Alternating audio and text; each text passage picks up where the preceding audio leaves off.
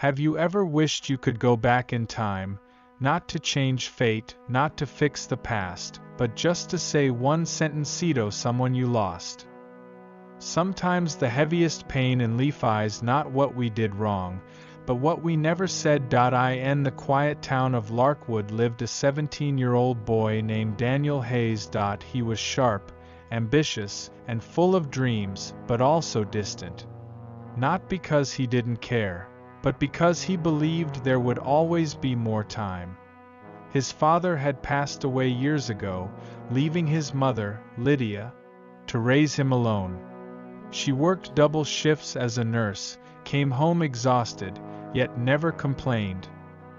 Daniel, caught up in his own world, pushed her away with short replies. "Yeah. Later." "Not now, Mom." And every time, Lydia smiled, hoping that one day her son would return to the way he once was. But life does not wait for moments undone. College brought new friends, new projects, and new distractions. Daniel started coming home late, sometimes after midnight. One night, Lydia waited at the table with warm food. When Daniel walked in, he sighed. "Mom, why are you still awake? Just eat without me." Lydia smiled softly. "I just like seeing you eat properly." Daniel rolled his eyes and walked away. She quietly placed the plate back in the fridge, whispering to herself, "He's growing up, it's okay." But inside, her heart grew heavier. There were signs, small, fragile moments, that Daniel never noticed. Her hand pressed against her chest when no one was looking, her fingers trembling as she chopped vegetables, her forced smiles, her quiet sighs. Lydia was getting weaker every day, but she refused to worry her son. She wanted him to feel free, even as her own strength faded. One cold winter evening, Lydia gently opened Daniel's door. "Daniel, can we talk for a minute?" Without looking up from his laptop, he muttered, "Mom, please. I have a deadline." She paused, nodded, and whispered, "Okay, maybe tomorrow." She closed the door softly, and leaned against the hallway wall to catch her breath. Her hands trembled. "I just wanted to tell him something important," she whispered to herself. That night, she didn't wait at the dinner table. She went to bed early, holding her chest, breathing slowly. The next morning, Daniel rushed out with his bag. "Mom, I'm leaving." Silence. "Mom?" No answer. He entered her room and froze. She was on the floor, gasping, clutching her heart. "Mom? Mom, please." He dropped to his knees, shaking her. Lydia opened her eyes just enough to whisper, "Daniel, there's a letter in my drawer." Then she collapsed again. Daniel screamed for help, tears spilling down his face. Machines beeped around her in the hospital. Doctors explained she had been hiding heart problems for months. Daniel whispered, broken, "Why didn't she tell me?" "She didn't want to burden you," the doctor replied gently. Daniel held her cold hand, sobbing, "Mom, please wake up. I'm here now. I'm here." She opened her tired eyes. "Daniel, my sweet boy, don't cry." "Why didn't you tell me you were sick?" he choked. She smiled faintly.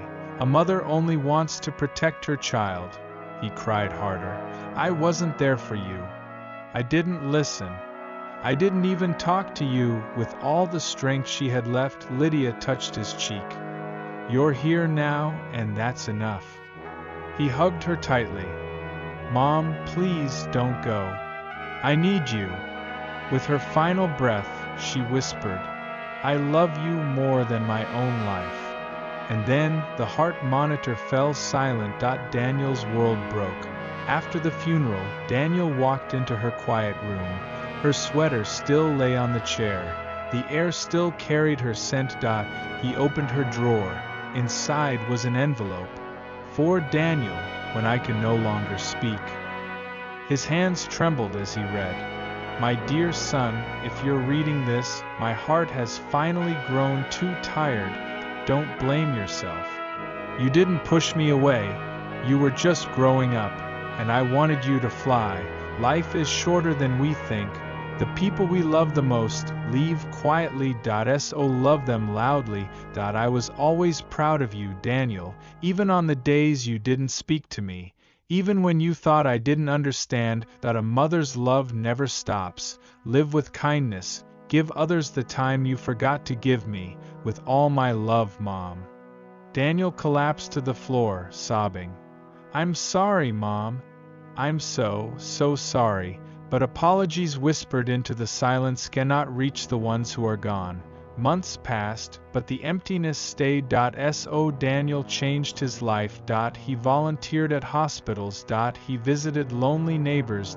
He sat with elderly people who had no one to talk to. He listened, truly listened, because he knew the pain of unspoken words.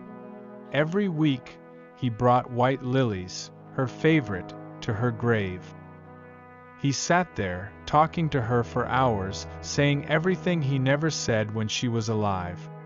And though the wind carried his words away, he kept speaking, because love does not end with death. It only changes form. Before leaving the cemetery, Daniel always whispered, I won't let anyone else feel unloved the way you did. And he finally understood. The deepest pain in life is not what we said, but what we never said. So speak. Apologize, appreciate. Love, before time steals the chance away.